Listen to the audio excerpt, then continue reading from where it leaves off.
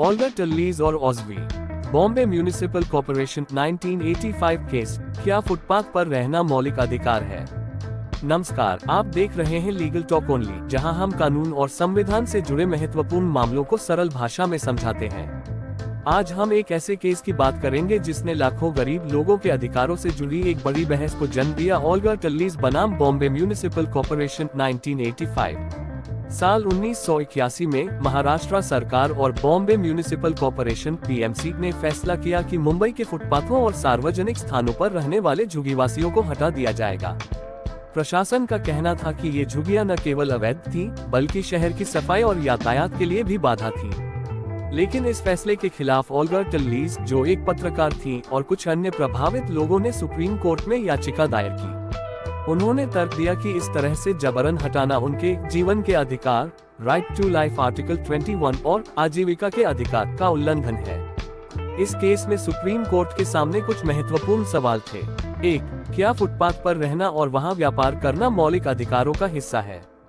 2. क्या सरकार गरीबों को बिना किसी वैकल्पिक व्यवस्था के हटाकर संविधान के अनुच्छेद 21 जीवन का अधिकार का उल्लंघन कर रही थी? 3.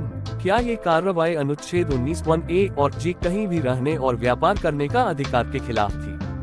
सुप्रीम कोर्ट ने इस केस में एक ऐतिहासिक फैसला दिया। जस्टिस वाई.वी.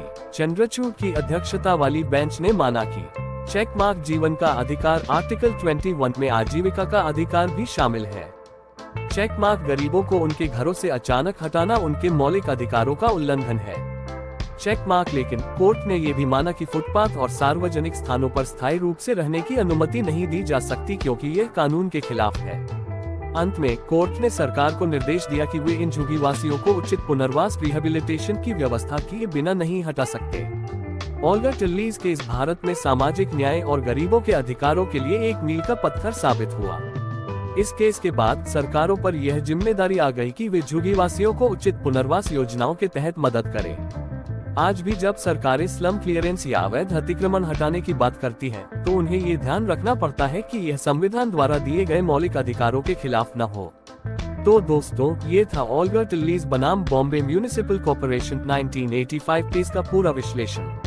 आपको यह वीडियो कैसा लगा? क्या आपको लगता है कि सरकार को झुग्गीवासियों को हटाने से पहले उनके पुनर्वास की गारंटी देनी चाहिए? अपने विचार हमें कमेंट में बताएं। ऐसे ही और भी कानूनी मामलों पर जानकारी के लिए लीगल टॉक ओनली को सब्सक्राइब करें, वीडियो को लाइक और शेयर करें। मिलते हैं अगले वीडियो में, तब तक के लिए न्याय आपके साथ हो।